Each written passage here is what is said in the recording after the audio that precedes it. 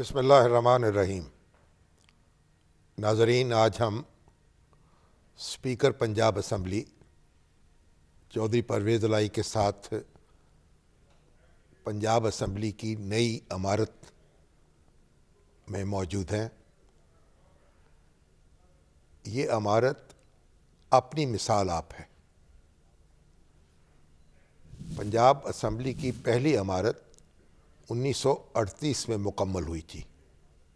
اس میں 175 ارکان کے بیٹھنے کی گنجائش تھی، لیکن جب ارکان کی تعداد بڑھ گئی اور وہ عمارت ناکافی ثابت ہوئی تو جب چودھری پرویز الہی وزیر اعلیٰ تھے تو اس وقت انہوں نے نئی عمارت کی تعمیر کا خواب دیکھا اور اس کا سنگ بنیاد رکھا گیا۔ تو 2006 میں تعمیر کا آغاز ہوا اور اللہ کو یہی منظور تھا۔ درمیان میں تاخیر ہوتی رہی، لیکن جب وہ اسپیکر منتخب ہوئے تو انہی کے ہاتھوں پھر اس کی تکمیل ہوئی اور اس کا افتتاح ہوا۔ تو چوہدری صاحب، یہ جو عمارت تعمیر ہوئی ہے تو میرا خیال ایشیا کی یعنی ایک نمایاں عمارتوں میں سے ہے۔ شاید ہی کوئی اسمبلی ایسی ہو جس کی عمارت اتنی کشادہ، اتنی وسیع اور اتنی شاندار ہو۔ الحمدللہ شامی صاحب کہ یہ جو عمارت ہے یہ کہیں آپ کو نظر نہیں آئے گی، پورے ایشیا میں نظر نہیں آئے گی۔ ایک تو یہ سب سے بڑی اسمبلی ہے اور پاکستان کی بھی سب سے بڑی اسمبلی اس حوالے سے کہ تعداد کے حوالے سے وفاق سے بھی بڑی ہے۔ اور یہاں دراصل وہ جیسا کہ آپ نے خود کہا ہے، اب اس کے بعد وہاں کوئی گنجائش نہیں تھی بیٹھنے کی۔ اس وقت پنجاب اسمبلی کے 371 ارکان ہیں۔ 71 ارکان ہیں۔ تو کرونے کی وجہ سے پھر ہمیں اجلاس بھی کسی ہوٹل میں کرنا پڑا، لیکن اب یہاں پہ آپ خود دیکھ کے آئے ہیں اور جو اس کی گیلریز ہیں وہاں 850 کی کیپیسٹی ہے اور جو بیٹھنے کی جگہ ہے وہ 550 کی ہے ارکان کی۔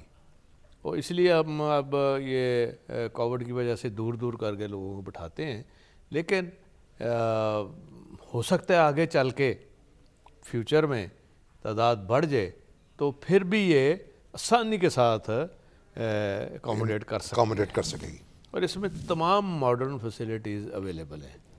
اور کوشش یہ ہے کہ اس کو آہستہ آہستہ ہم پیپر کے بغیر جو ہے اس میں ارکان اپنی سیٹ پر بیٹھے بیٹھے ووٹ دے سکیں گے۔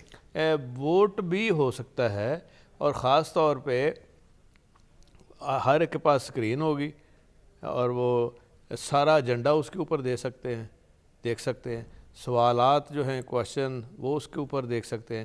پورا ایجنڈا اس کے اندر ہوگا۔ ٹھیک۔ اور 5 زبانوں میں میں نے دیکھا ترجمے کی جو گنجائش ہے وہ بھی موجود ہے۔ اس میں کوئی لیٹسٹ ہے بالکل یہ ہماری۔ تو اس وقت ہاؤس میں صرف انگریزی میں اور اردو میں بات ہوتی ہے یا پنجابی میں اور سرائکی میں بھی ہو سکتی ہے؟ جی بالکل ہو سکتی ہے۔ اردو تو ہماری نیشنل لینگویج ہے، ٹھیک، اور انگلش کے الفاظ بھی سرکاری زبان ہے، وہ تو بنی گئی ہے سرکاری زبان۔ اور باقی زبان جو ہے کسی نے پنجابی میں بات کرنی ہے تو وہ پہلے اسپیکر سے اجازت لیتا ہے، ٹھیک، جو کہ دے دی جاتی ہے۔ سرائکی میں کرنی ہے تو وہ بھی اجازت لے کے، تو ہو سکتا ہے کوئی رکاوٹ نہیں ہے۔ ٹھیک۔ تو یہ سب یعنی اسمبلی تو بن گئی ماشاءاللہ۔ عمارت جو پرانی عمارت ہے لگتا ہے اسے ہی تو اس کا ایک ریپلیکا ہے، بالکل اسی طرح کی عمارت بنائی گئی۔ جی، وہ جو بنائی تھی انگریزوں نے اس وقت 80 سال پہلے، یہ اسی کا ریپلیکا ہے۔ آپ نے دیکھا ہے اس میں فرق کوئی نہیں ہے۔ جو مٹیریل وہ وہاں سے لے کے آئے تھے ہم بھی وہیں سے لے کے آئے۔ مثال کے طور پہ آپ یہ ساری بنی ہے، یہ ریڈ سٹون کی بنی ہے۔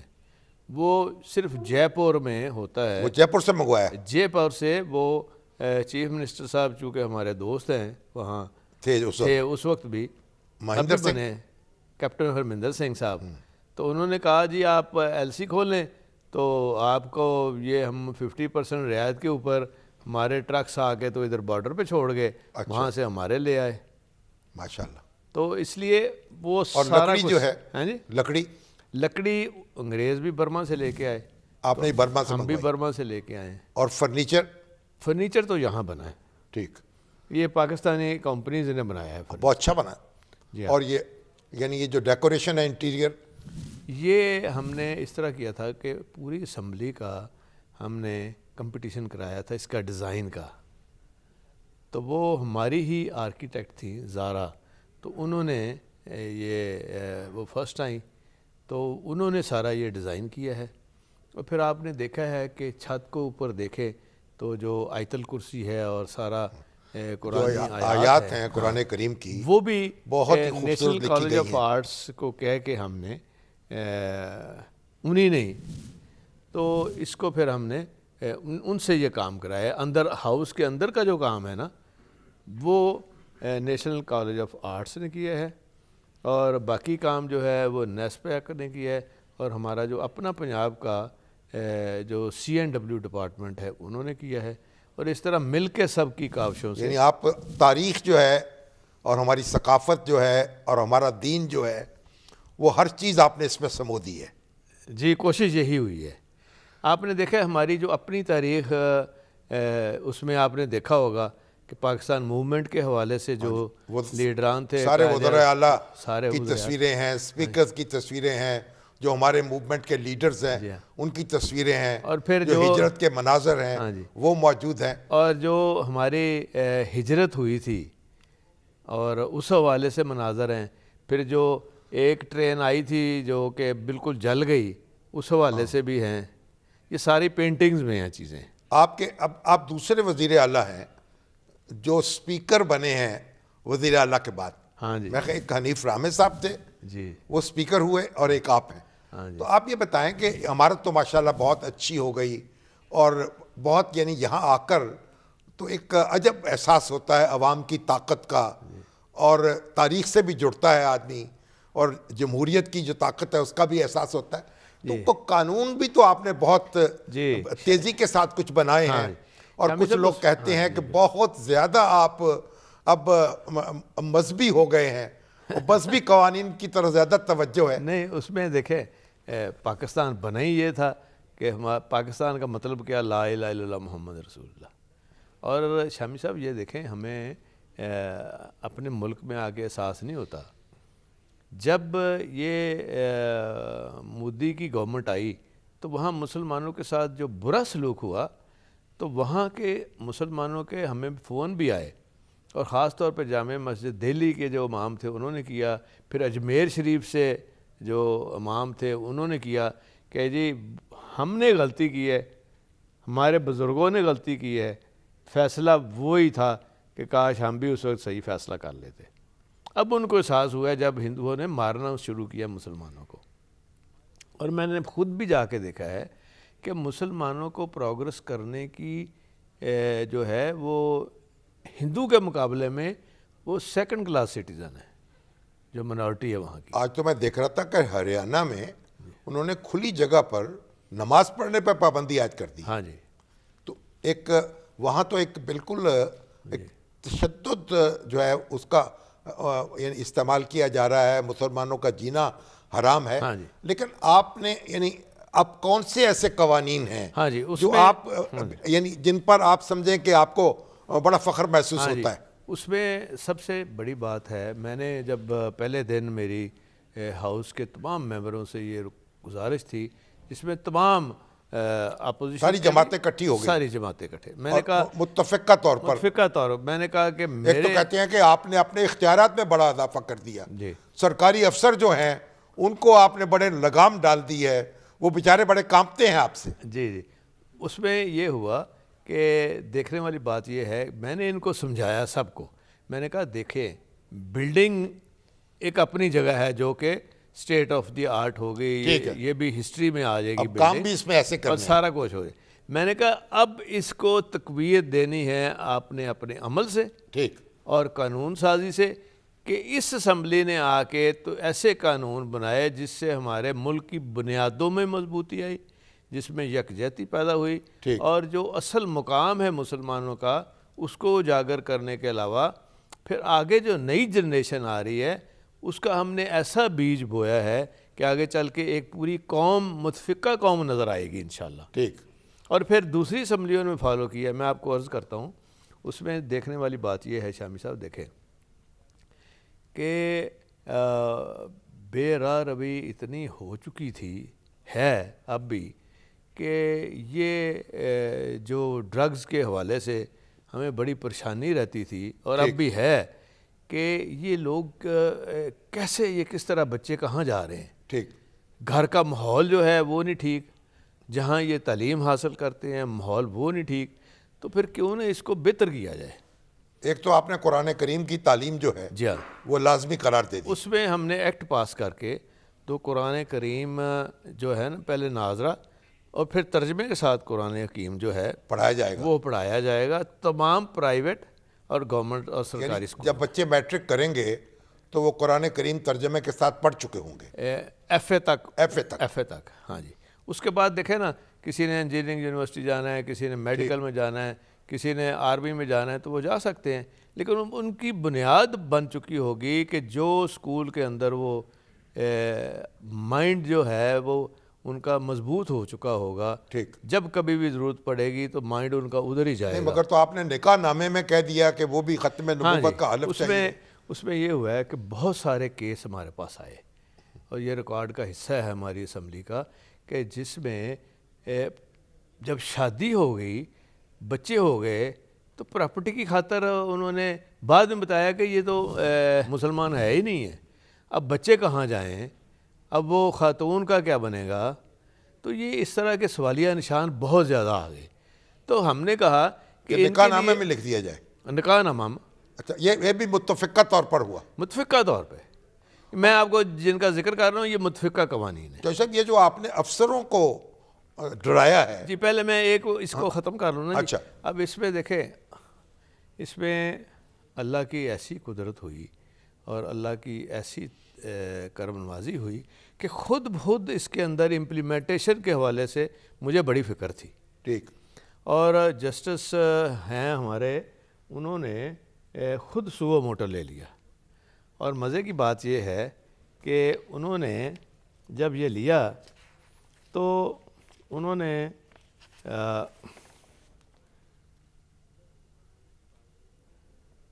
جسٹس شاہد وحید صاحب نے، ٹھیک، اور انہوں نے یہ کہا کہ تمام پنجاب کے تمام ڈسٹرکٹ سیشن ججز اور آگے ان کے سول ججز وہ اسکولوں میں جا کے بیٹھے گے کہ قرآن کی تعلیم کے حوالے سے کام شروع ہوا ہے کہ نہیں ہوا، مانیٹر کریں گے اس کو، مانیٹر کریں گے۔ ٹھیک، اور آپ حیران ہوں گے کہ وہاں جب انہوں نے دیکھا جو محکمہ تعلیم نے رپورٹ دی تھی وہ غلط نکلی، تو انہوں نے کہا نہیں، یہ امپلیمنٹ نہیں ہو رہا، ہاف ہارٹیڈلی ہو رہا ہے، کہیں ہو رہا ہے کہیں نہیں ہو رہا، اور جو ہو رہا ہے وہ بھی صحیح نہیں ہو رہا۔ انہوں نے یہ کیا، اس فیصلے میں یہ لکھا، میں فیصلے کی کاپی بھی آپ کو دوں گا، کہ یہ میں وارننگ دے رہا ہوں، اگر اس کی امپلیمنٹیشن نہ ہوئی تو چیف منسٹر کو بھی خود آنا پڑے گا، سیکرٹری ٹو سی ایم اور جو منسٹر ہیں یہ سارے جواب دہ ہوں گے کہ یہ کیوں نہیں عمل ہو رہا اس کے اوپر۔ اور اس میں تمام پرائیویٹ سکول ہیں، تمام جو ہیں سرکاری سکول ہیں، اور الحمدللہ اس میں یہ جو ایکٹ ہے ہمارا، یہ جو ہے اسمبلی نے جو پاس کیا ہے، یہ اب اس کی امپلیمنٹیشن شروع ہو گئی ہے، اور وفاق نے ایک بڑا اچھا کام کیا ہے کہ تمام مکاتب فکر کے علماء کو بٹھا کے تو متفقہ ایک ترجمہ آ گیا ہے، منظور کر لیے، اور وہی پھر آگے ٹیکسٹ بکس کا اس کی بھی تیاری ہو رہی ہے اب۔ ٹھیک، اور پھر ہم نے ساتھ ہی ساتھ جو بچیوں کے اسکول ہے وہاں تعلیم کے حوالے سے ٹیچرز ٹریننگ پروگرام بھی شروع ہو گیا ہے، اور اس حوالے سے ہم نے تمام مدرسوں کو جو یہ ٹیچرز، قرآن ٹیچرز الگ مقرر کیے جا رہے ہیں، الگ جی ہوں گے، وہ ہم ایڈورٹائز کریں گے، اور وہ ان کے لیے شرائط جو ہیں وہ طے ہو رہی ہیں، وزارت تعلیم مقرر کرے گی وہ۔ ہاں جی، ہاں، اور ٹیکسٹ بک بورڈ بھی دیکھے گا ان کو، ان کی پرنٹنگ کے حوالے سے بھی، اور وہاں کیونکہ خواتین کے مدرسے بھی ہیں، وہاں سے ہم لیں گے خواتین کو، اور باقی جو دوسرے مدرسے ہیں اچھا یہ وہاں سے لیں گے۔ وہ جو افسروں کو آپ نے ڈرایا ہے، اس کی کیا وجہ تھی؟ دیکھیں وہ شامی صاحب ایک آئین کے تحت تمام اسمبلیوں کو یہ آئین نے پاور دی ہے، اور پھر سپریم کورٹ کا فیصلہ آ گیا کہ تمام اسمبلیاں اپنی قانون سازی خود کر سکتی ہیں اور اس کی امپلیمنٹیشن کے حوالے سے لاز بنا سکتی ہیں، اور اگر کوئی اس میں رکاوٹ آئے تو اس کی سزا بھی وہ خود مقرر کر سکتے ہیں۔ وہ ہم نے کیوں ہمیں ضرورت پیش آئی؟ ایز اے چیف منسٹر تو مجھے پیش نہیں آئی، اسپیکر کے طور پر آئی، اسے اس وجہ سے آئی۔ مثال کے طور پہ جو میں نے ادارہ بنایا تھا 1122، ٹھیک، آپ بہترین ادارہ ہے خدمت کے حوالے سے، وہ شہباز شریف صاحب کی وجہ سے جو سروس سٹرکچر میں نے بنایا تھا انہوں نے امپلیمنٹ نہیں کیا، تو اس کی امپلیمنٹیشن کے حوالے سے میں نے بہت ان کو کہا، کوئی 2.5 سال سے کہا اس حکومت کو کہ یہ بیٹھ رہا ہے ادارہ، لوگ چھوڑ کے جا رہے ہیں، خود اس کا ڈی جی بھی چھوڑ کے جا رہا ہے، تو یہ بیڑا غرق ہو گیا ہمارے پروجیکٹ کا۔ ایک تو آپ فنڈ نہیں دے رہے، کام نہیں کر رہے افسر، پھر ایک ایڈیشنل سیکٹری جو ہے وہ پورا 1122 کا بنا ہوا ہے مینیجر، جس کو نہ سمجھ ہے نہ سوچ ہے۔ نہیں مگر وہ تو حکومت کی ذمہ داری ہے نا کہ ان چیزوں کو درست کرے، نہیں کر رہی تھی نا، تو پھر اسمبلی نے بذات خود ذمہ داری لے لی۔ میں آپ کو بتاؤں نا، پھر ہم نے دیکھا کہ یہ کیوں نہیں آ رہے۔ اچھا، اب ہم نے ایک کمیٹی بنائی جس میں سارے ممبر تھے، اپوزیشن گورنمنٹ، اور جس میں ہم نے ان کو بھی ممبر رکھا، یہ جو افسر ہیں، وہاں آ کے جو اس نے بات کرنی تھی، اس کے بعد امپلیمنٹیشن زیرو۔ میں نے ان کو بلایا تو انہوں نے کہا جی کہ وہ تو آتے ہی نہیں ہیں۔ میں نے کہا یہ پتہ کریں کہ جب نیشنل اسمبلی کے اسپیکر بلاتے ہیں یا وہاں کی اسٹینڈنگ کمیٹی کے بلاتے ہیں تو وہاں کیوں چلے جاتے ہیں، اور اسی طرح وفاق میں جو پریولیج کمیٹی ہے وہاں چلے جاتے ہیں، وہاں آئی جی چلا پیش ہوتا ہے خود۔ تو یہاں کی پریولیج کمیٹی کا حال یہ ہے، جو پی ٹی آئی کا پریولیج کمیٹی کا چیئرمین ہے، اس نے مجھے اپلیکیشن دی اسمبلی میں کہ میرا تو اپنا پریولیج بریچ ہوا ہے، تو میں نے ان کو بلایا تو مجھے آگے تو وہ آگے سے دھمکیاں دے رہے ہیں۔ یہ نوبت آ گئی تھی یہاں پہ۔ پھر ہم نے یہ قانون جو کہ آئین کے تحت اختیار تھا، وہ ہم نے قانون بنایا۔ پھر ادھر سارے آئے افسر، میں نے کہا پڑھ کے سنائیں ان کو کہ اگر آپ نہیں کام کریں گے، نہیں ہمارا حکم عدولی کریں گے، تو ہم آپ کو قانون کے تحت، آئین کے تحت اختیارات دیے ہوئے اور اسمبلی کے تحت متفقہ بل پاس ہونے کے بعد آپ کو 1 دن سے لے کے 3 مہینے تک ہم فوری سزا دے سکتے ہیں، اور یہاں سے ہی سزا دے سکتے ہیں، پھر آپ کی نوکری بھی جائے گی۔ کسی کو سزا دی آپ نے؟ نہیں دی، نہیں، نوبت نہیں آئی، سب کام ٹھیک ہو گیا، آتی نہیں نوبت، یہ میں بتانے لگا ہوں۔ اس کے بعد پھر جو ان کو 4 ویلر لگے، آپ کی سوچ ہے۔ جو پھر یہ 2 وزیر اعلیٰ ہو گئے پنجاب میں۔ 2 نہیں، ہاں جی، میرا کام صرف ہے کہ قانون کی عمل درآمد۔ ٹھیک، اگر وہ ہو رہا ہوتا، میرے دور میں ہو رہا ہوتا تھا عمل درآمد، تو ضرورت نہیں تھی۔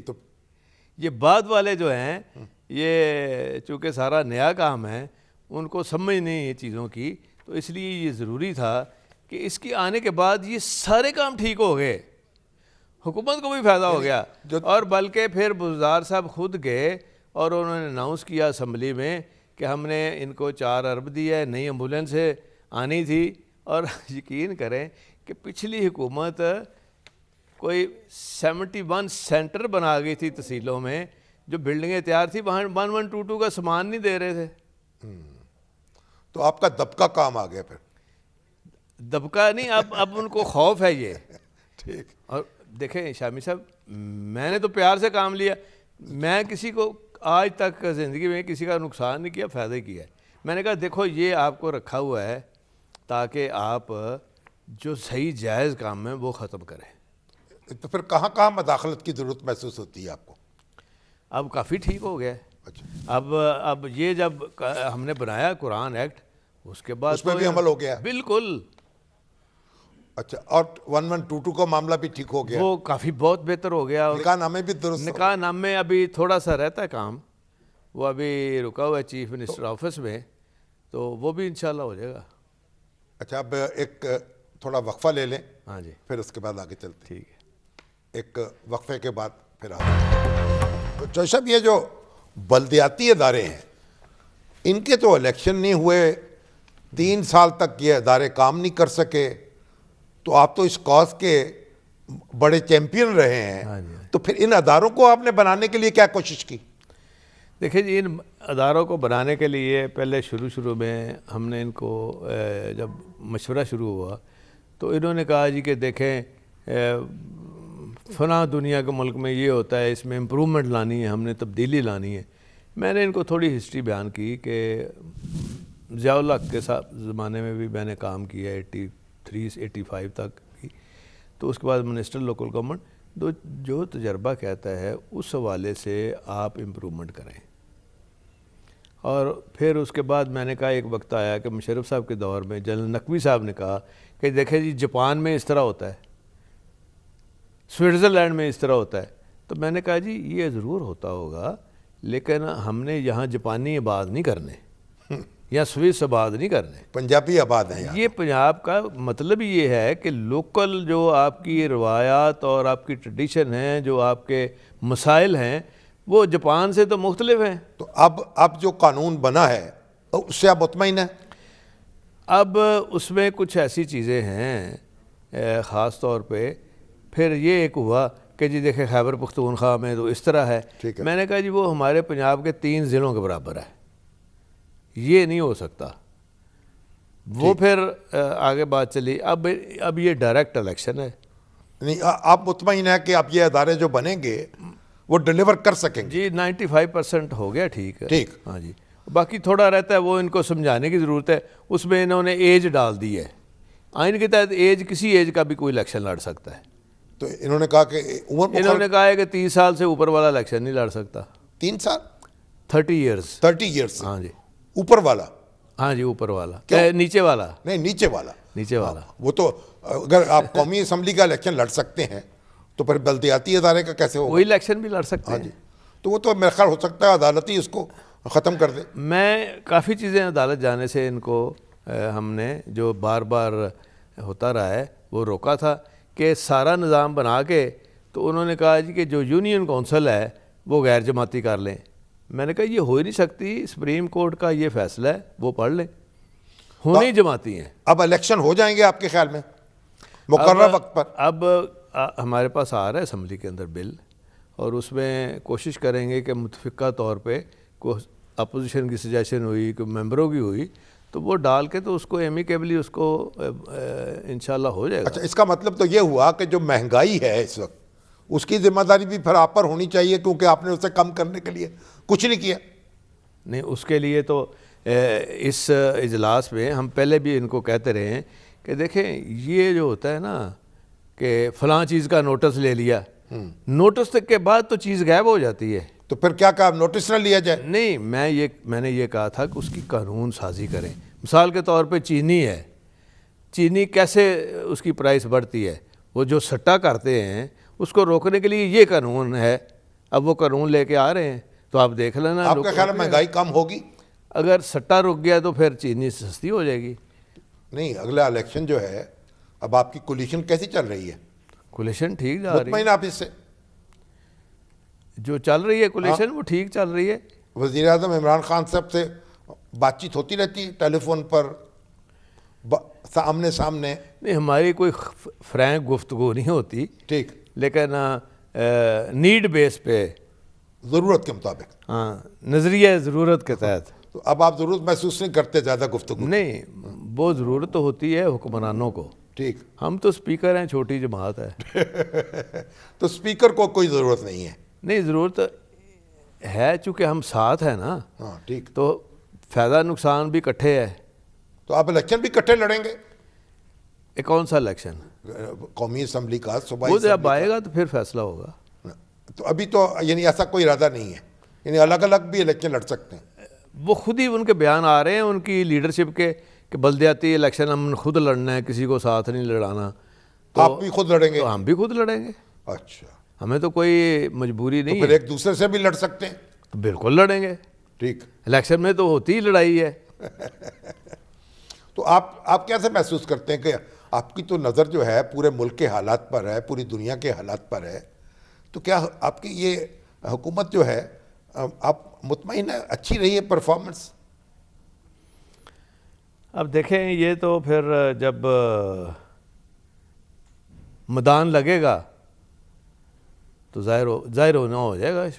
شروع تو وہ کہتے ہیں نا کہ دیکھ کے ایک دو چاول سے پتہ چل جاتا ہے، تو وہ جب میچ پڑے گا تو وہ پہلے اوور میں پتہ چل جائے گا۔ چاول تو خالی ہوں گے نا کافی، آپ نے 2 سے زیادہ ہی تو ان کا کیا پتہ چاول گل چکے ہیں؟ چلے 3 ہو گئے، گلے ہیں، میٹھے ہیں، نمکین ہیں۔ شامی صاحب، اس میں سوچنے والی بات یہ ہے کہ خیر بات پھر وہی تجربے پہ آ جاتی ہے، اور پرفارمنس کے حوالے سے آپ جو ٹیم بناتے ہیں نا، آپ اپنے تجربے سے بناتے ہیں کہ میں نے اس ٹیم سے کام کیا لینا ہے۔ آپ کو یہ تو پتہ ہونا چاہیے کہ آپ نے کام کیا لینا ہے اور کیسے لینا ہے، اور اس کے لیے کون بہتر ہے۔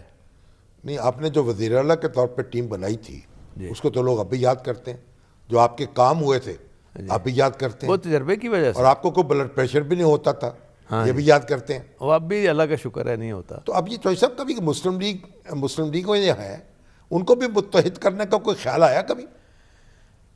یہ اس وقت آپ کو یاد ہوگا کہ مجید نظامی صاحب نے ایک دفعہ شروع کیا تھا، لیکن وہ ناکام ہو گئے تھے۔ اس کی وجہ یہ ہے کہ یہ ایک ہمارے حکمرانوں کو جو ایک سوچ ان کی ڈیولپ ہو جاتی ہے نا، پہلے تو وہ سب کی مدد سے ہی آتے ہیں، مدد تو اللہ کی ہوتی ہے، اور اس کے بعد پھر ساتھیوں کی مدد سے آتے ہیں نا، اس کے بعد پھر وہ سمجھتے ہیں ہم اب ان کی ضرورت نہیں ہے، اب ہم سولو فلائٹ ہے۔ مسلم لیگ نون سے کوئی رابطہ نہیں ہے آپ کا؟ نہیں، آپ نے ان کو ریلیف تو بڑا دیا، حمزہ شاہ صاحب کو بھی نہیں، دیکھیں پروڈکشن آرڈر بھی جاری ہوتے رہے دھڑا دھڑ، آپ نے تو ضوابط بھی بدلے۔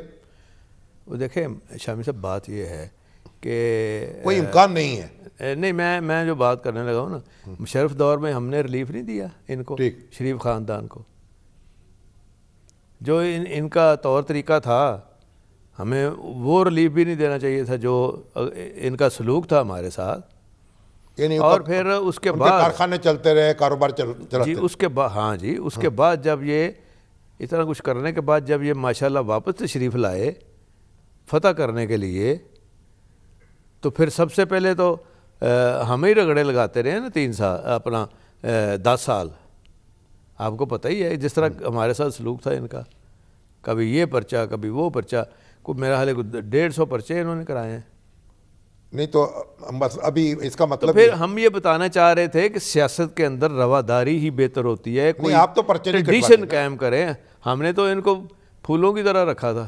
ٹھیک، تو اب یہ زیادہ یہ ونڈکٹیو سارا تھا نا مٹیریل، یہ شہباز شریف صاحب کے اندر زیادہ تھا، اور نواز شریف صاحب پیچھے بس وہ اسکیمز کو آیا بہت۔ اب آپ یہ نہیں سمجھتے کہ ان کے خلاف بھی کارروائی ہو رہی ہے، وہ بھی کوئی انتقامی کارروائی کہہ سکتے ہیں آپ ان کو؟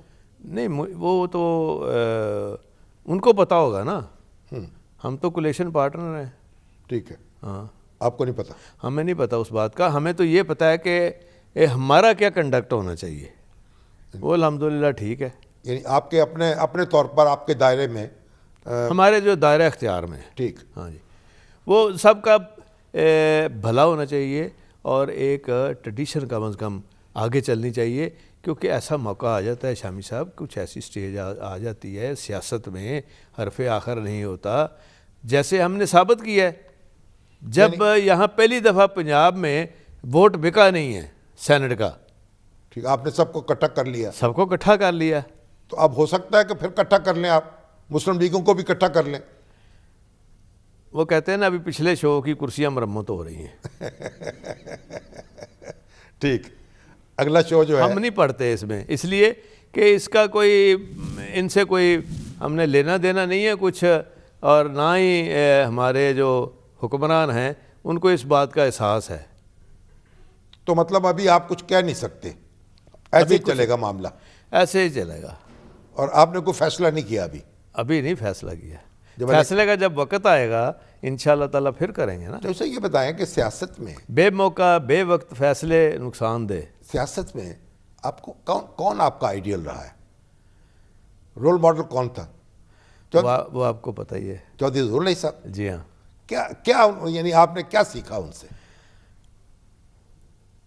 میرا حال سبھی نے بہت سیکھا ہے. ٹھیک, آپ کو یاد ہے, بالکل ٹھیک, آپ کے ساتھ ایک سٹرگل میں کافی عرصہ اکٹھے رہے ہیں.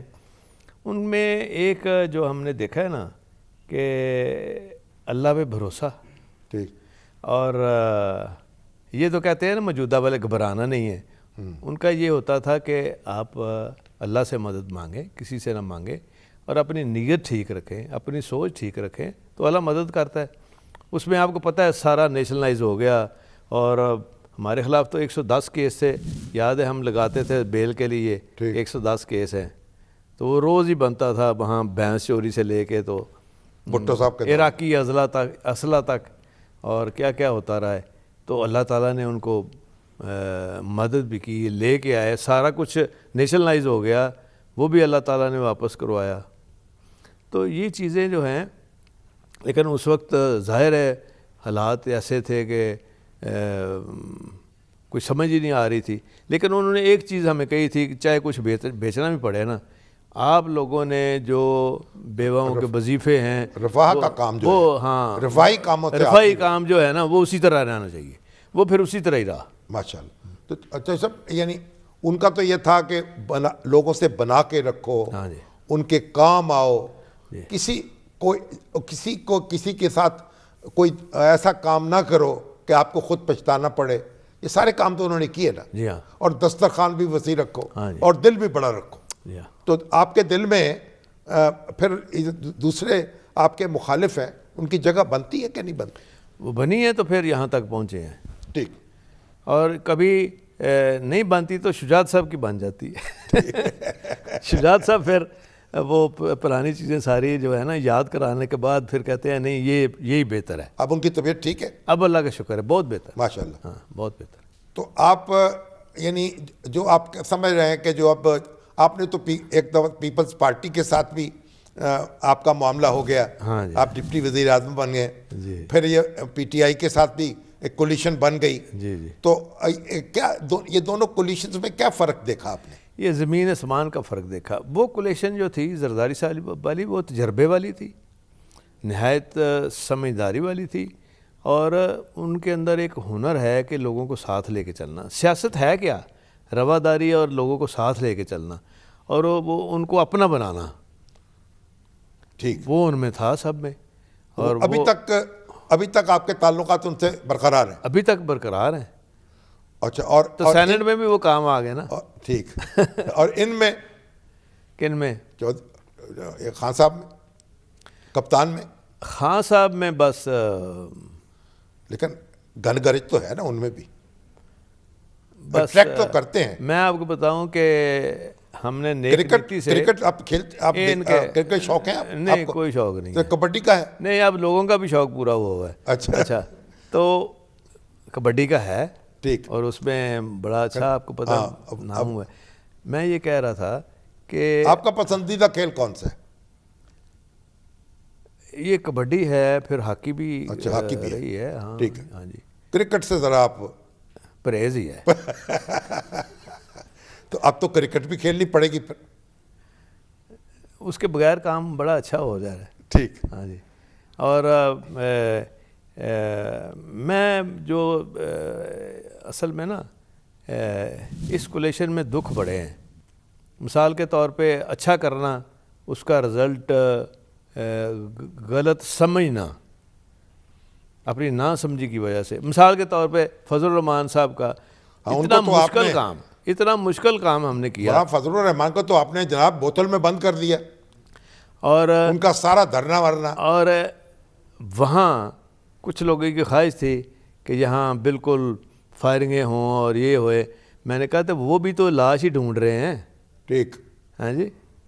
جیسے 77 میں ہوتا تھا, تو میں نے کہا کہ یہ آرام سے واپس چلے گئے فضل الرحمان صاحب، تو بجائے یہ کریڈٹ کے جو انہوں نے دیا نا اس کو بس اب رہنے دیں۔ مولانا فضل الرحمان بھی ناراض ہوئے کچھ آپ سے؟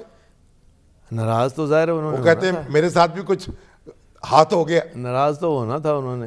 تو مگر اچھا چوہدری صاحب یہ بتائیں، اب آپ یہ جو سیاست ہے ماشاءاللہ، آپ اتنے بڑی آپ کی پولیٹیکل کیریئر ہے طویل، آپ نے اس سبق کیا سیکھا، اس سے کیا کہیں گے آپ؟ اس میں شامی صاحب جو نئے جو کارکن ہیں سیاستدان کو کیا کہیں، کیا میسج دیں گے آپ؟ ان کو یہ کارکن تو بیچارہ عمل کرتا ہے، اس کو تو آدھا پتہ ہی نہیں ہوتا کہ اوپر کیا ہو رہا ہے۔ تو اوپر والوں کو کیا کہیں گے آپ؟ اوپر والوں کو یہ ہے کہ خدا کے لیے اس ملک کی بہتری جو ہے وہ اسی میں ہے کہ رواداری کی سیاست کا آغاز کریں، اور بے شمار آپ کے مسئلے جو آپ خود پیدا کرتے ہیں ان کا حل آپ کو ملتا ہوا نظر آئے گا رواداری کی سیاست سے۔ برداشت کریں ایک دوسرے کو، یہ سیاست برداشت کا نام ہے۔